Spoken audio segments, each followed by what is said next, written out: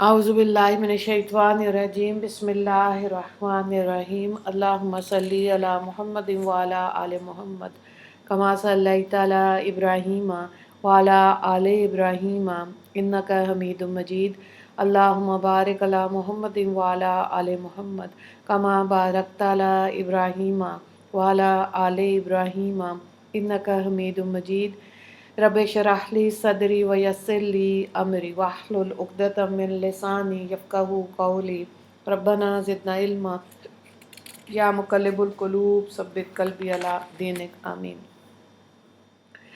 10 अनवानात के तहत इस्लामी तालीमात 10 जमादुल अव्वल। अनवान नंबर 1 इस्लामी तारीख़ मदीने की चरागाह पर हमला। जब मुसलमान अपने दीन और ईमान की हिफाजत के लिए हिजरत करके मदीना चले गए और खुशगवार माहौल में लोगों को इस्लाम की दावत देनी शुरू की, लोग इस्लाम में दाखिल होने लगे। चुनांचे मुसलमानों की बढ़ती हुई तादाद को देखकर कुफार मक्का अपने लिए ख़तरा महसूस करने लगे तो मुशरिकीन मक्का ने मदीना पर हमला करने के लिए जंग की तैयारियां शुरू कर दी।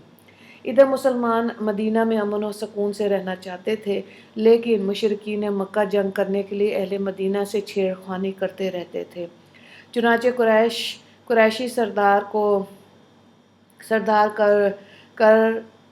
कर्ज बिन जाबिर का फहरी मदीना की चरागाह पर हमला करके 100 ऊँट ले भागा और जंग की तैयारी के लिए मक्का के तमाम लोगों ने सरमाया लगाकर एक तजारती काफ़िला मुल्क शाम रवाना किया ताकि इसके नफ़े से जंगली साजो सामान खरीद कर मुसलमानों से फैसला कुन जंग लड़ सके।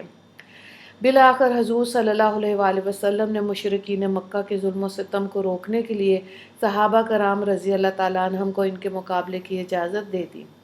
अनवान नंबर 2 हजूर सल्लल्लाहु अलैहि वसल्लम का मोजज़ा, काफिर का मरगूब होना। हज़रत जाबिर रज़ी अल्लाह ताला अन्हु फरमाते हैं कि हम रसूलुल्लाह सल्लल्लाहु अलैहि वसल्लम के साथ एक ग़ज़वा में जा रहे थे।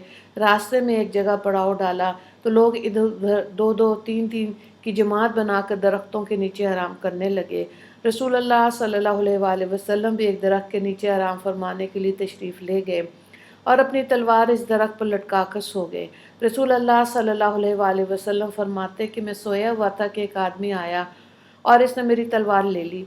अचानक मैं बेदार हुआ तो क्या देखता हूँ कि वो तलवार लिए मेरे सर पर खड़ा है। वो मुझसे कहने लगा, तुम्हें कौन बचा सकता है? रसूलुल्लाह सल्लल्लाहु अलैहि वसल्लम ने इत्मीनान से जवाब दिया, अल्लाह। इसने दूसरी मर्तबा सवाल किया। रसूलुल्लाह सल्लल्लाहु अलैहि वसल्लम ने इत्मीनान से जवाब दिया, अल्लाह। तो इस पर यह असर हुआ कि इसने तलवार नियाम में वापस रख दी और आप सल्लल्लाहु अलैहि वसल्लम को कुछ ना कह सका। मुस्लिम की रवायत है, हज़रत जाबिर रज़ी अल्लाह ताला अन्हु उसके रावी हैं। अनवान नंबर 3 एक फ़र्ज़ के बारे में दाढ़ी रखना।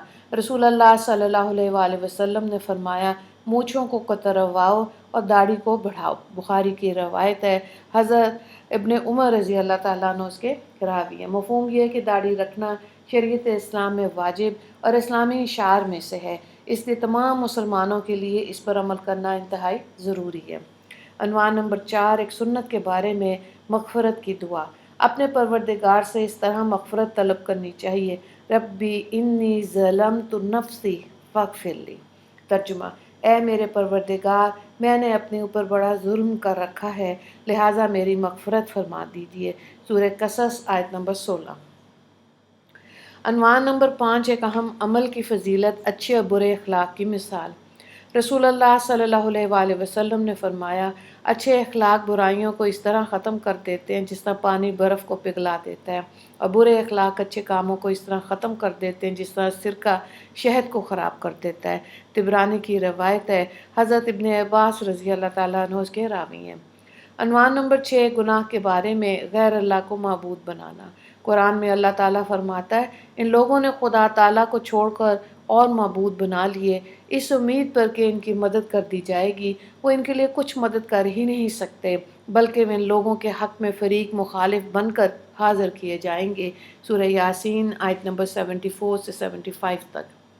अनवान नंबर 7 दुनिया के बारे में, दुनिया की ज़ाहिरी हालत धोखा है।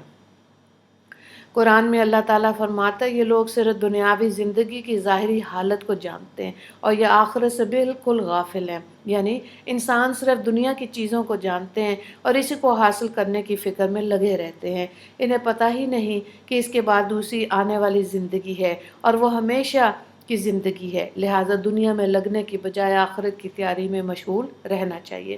سورہ روم آیت نمبر 7۔ عنوان نمبر 8، آخرت کے بارے میں زیادہ عمل کی تمنا۔ رسول اللہ صلی اللہ علیہ وآلہ وسلم نے فرمایا، اگر کوئی بندہ پیدائش کے دن سے موت آنے تک اللہ کی اطاعت میں چہرے کے بل گر پڑا رہے تو وہ بھی قیامت کے دن اپنے سارے عمل کو حقیر سمجھے گا اور یہ تمنا کرے گا کہ اس کو دنیا کی طرف واپس کر دیا جائے تاکہ زیادہ نیک عمل کرے۔ مسند احمد کی حدیث ہے، حضرت محمد بن ابی عمیرہ رضی اللہ تعالیٰ عنہ اس کے راوی ہیں۔ عنوان نمبر 9، طب نبوی سے علاج، بیماریوں سے بچنے کی تدبیر۔ رسول اللہ صلی اللہ علیہ وآلہ وسلم نے ایسی جگہ بیٹھنے سے منع فرمایا جہاں بدن کا کچھ حصہ سائے میں ہو اور کچھ حصہ دھوپ میں ہو۔ ابن ماجہ کی روایت ہے، حضرت بریدہ رضی اللہ تعالیٰ عنہ اس کے راوی ہیں۔ مفہوم یہ ہے کہ طبی اعتبار سے ایک ساتھ دھوپ اور سائے میں بیٹھنا صحت کے لیے مضر ہے۔ عنوان نمبر 10، نبی صلی اللہ علیہ وآلہ وسلم کی نصیحت۔ رسول اللہ صلی اللہ علیہ وآلہ وسلم نے فرمایا، قرآن کا دل سورہ یاسین ہے، جو آدمی اللہ اور آخرت پہ ایمان رکھ کر اس کو پڑھے گا اللہ تعالیٰ اس کی مغفرت کر دے گا، تم اس کو اپنے مرنے والوں پر پڑھا کرو۔ مسند احمد کی حدیث ہے، حضرت معقل بن یسار رضی اللہ تعالیٰ عنہ اس کے راوی ہیں۔